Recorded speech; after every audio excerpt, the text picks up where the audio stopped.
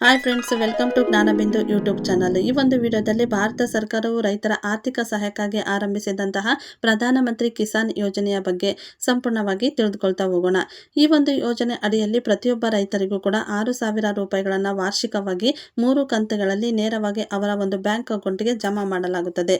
ಈ ಒಂದು ಅರ್ಜಿಯನ್ನು ಸಲ್ಲಿಸೋದಕ್ಕೆ ಯಾರ್ಯಾರು ಅರ್ಹರಾಗಿರ್ತಾರೆ ಮತ್ತು ಅದಕ್ಕೆ ಬೇಕಾದಂಥ ಒಂದು ದಾಖಲಾತಿಗಳೇನು ಮತ್ತು ಅದನ್ನು ಯಾವ ರೀತಿಯಾಗಿ ಅರ್ಜಿ ಸಲ್ಲಿಸಬೇಕೆಂಬುದರ ಬಗ್ಗೆ ಸಂಪೂರ್ಣವಾಗಿ ನೋಡ್ತಾ ಹೋಗೋಣ. ಮೊದಲನೇದಾಗಿ PM ಕಿಸಾನ್ ಯೋಜನೆ ಅಂದರೆ ಭಾರತ ಸರ್ಕಾರವು ರೈತರ ಆರ್ಥಿಕ ಸಹಾಯಕ್ಕಾಗಿ ಈ ಒಂದು ಯೋಜನೆಯನ್ನು ಆರಂಭ ಮಾಡಿದ್ದು, ಪ್ರತಿಯೊಬ್ಬ ರೈತ ಕುಟುಂಬಗಳಿಗೆ ವಾರ್ಷಿಕವಾಗಿ 6,000 ರೂಪಾಯಿಗಳನ್ನು ನೇರವಾಗಿ 3 ಕಂತುಗಳಲ್ಲಿ ಅವರ ಒಂದು ಬ್ಯಾಂಕ್ ಅಕೌಂಟ್ಗೆ ಹಾಕುವಂಥ ಒಂದು ಯೋಜನೆ. ಈ ಒಂದು ಯೋಜನೆಯ ಮುಖ್ಯವಾದಂಥ ಉದ್ದೇಶ ಏನಾಗಿರುತ್ತೆ ಅಂದರೆ, ರೈತರ ಒಂದು ಬೀಜ, ಅವರ ಒಂದು ರಸಗೊಬ್ಬರ ಮತ್ತು ಕೃಷಿಯ ಒಂದು ವೆಚ್ಚಗಳನ್ನು ಭರಿಸಲು ರೈತರಿಗೆ ಆರ್ಥಿಕವಾಗಿ ಸಹಾಯವಾಗಲಿ ಎಂಬ ಒಂದು ಉದ್ದೇಶದಿಂದ ಈ ಒಂದು ಪ್ರಧಾನಮಂತ್ರಿ ಕಿಸಾನ್ ಯೋಜನೆಯನ್ನು ಭಾರತ ಸರ್ಕಾರವು ಜಾರಿಗೆ ತಂದಿದೆ. ನೆಕ್ಸ್ಟ್, ಈ ಒಂದು ಯೋಜನೆಯನ್ನು ಪಡೆಯೋದಕ್ಕೆ ಯಾರು ಅರ್ಹರಾಗಿರ್ತಾರೆ ಅಂದರೆ, ಕೃಷಿ ಭೂಮಿ ಹೊಂದಿದಂಥ ಒಂದು ರೈತರುಗಳು. ಓಕೆನಾ. ನೆಕ್ಸ್ಟ್, ಆಧಾರ್ ಕಾರ್ಡ್ ಹೊಂದಿರಬೇಕು, ಜೊತೆಗೆ ಬ್ಯಾಂಕ್ ಖಾತೆಗೆ ಆ ಒಂದು ಆಧಾರ್ ಕಾರ್ಡ್ ಲಿಂಕ್ ಆಗಿರಬೇಕು, ಜೊತೆಗೆ ಭೂ ದಾಖಲೆಗಳು ಕೂಡ ಸರಿಯಾಗಿರಬೇಕಾಗುತ್ತೆ. ಈ ಎಲ್ಲ ರೀತಿಯಾದಂಥ ಒಂದು ದಾಖಲೆಗಳ ಮೂಲಕ ಅವರ ಅರ್ಜಿಯನ್ನು ಸಲ್ಲಿಸೋದಕ್ಕೆ ಅರ್ಹರಾಗಿರ್ತಾರೆ.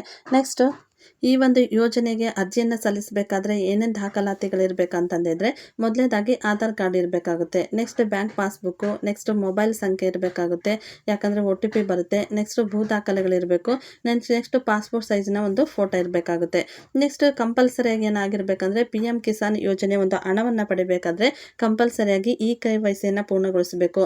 ಇಲ್ದಿದ್ರೆ ಈ ಒಂದು ಕಂತು 3 ಕಂತುಗಳಲ್ಲಿ ಹಣವನ್ನು ಪಾವತಿಸ್ತಾರೆ. ಆ ಒಂದು ಸಂದರ್ಭದಲ್ಲಿ ಆ ಒಂದು ಹಣ ಬರದೇ ಇರ್ಬೋದು.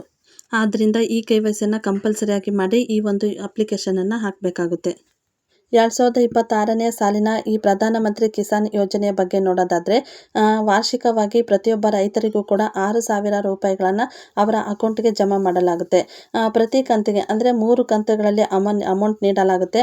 ಅದರಲ್ಲಿ ಪ್ರತಿ 4 ತಿಂಗಳಿಗೊಮ್ಮೆ 2,000 ರೂಪಾಯಿಗಳಂತೆ DBT ಮೂಲಕ ನೇರವಾಗಿ ಬ್ಯಾಂಕ್ನ ಒಂದು ಖಾತೆಗೆ ರೈತರ ಒಂದು ಅಕೌಂಟಿಗೆ ಜಮಾವನ್ನು ಮಾಡಲಾಗುತ್ತೆ.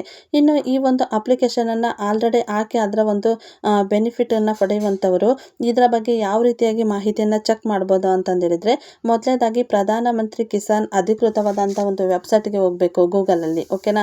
ನೆಕ್ಸ್ಟ್, ಬೆನಿಫಿಷಿಯರಿಯ ಸ್ಟೇಟಸನ್ನು ಆಯ್ಕೆ ಮಾಡಬೇಕಾಗುತ್ತೆ. ನಂತರ ಅಲ್ಲಿ ನಮ್ಮ ಒಂದು ಆಧಾರ್ ಸಂಖ್ಯೆ ಮತ್ತು ಅಪ್ಲಿಕೇಶನ್ ಹಾಕುವಂಥ ಸಂದರ್ಭದಲ್ಲಿ ನೀಡಿದಂಥ ಒಂದು ನೋಂದಣಿ ಸಂಖ್ಯೆಯನ್ನು ನಾವು ಅಲ್ಲಿ ನಮೂದಿಸಬೇಕಾಗುತ್ತೆ. ನೆಕ್ಸ್ಟ್, ಅದರ ಒಂದು ಸಂಪೂರ್ಣವಾದಂಥ ಮಾಹಿತಿಯನ್ನು ನಾವು ಅಲ್ಲಿ ಪಡೆಯಬಹುದಾಗಿದೆ. ಅಲ್ಲಿ ಯಾವ ಒಂದು ಕಂತಿನಲ್ಲಿ ಅಮೌಂಟ್ ಬಂದಿಲ್ಲ ಮತ್ತು ಅದಕ್ಕೆ ಏನಾದರೂ ಪ್ರಾಬ್ಲಮ್ ಇದ್ದರೆ ಅಲ್ಲಿ ನಾವು ಚೆಕ್ ಮಾಡ್ಕೊಳ್ಬಹುದಾಗಿದೆ.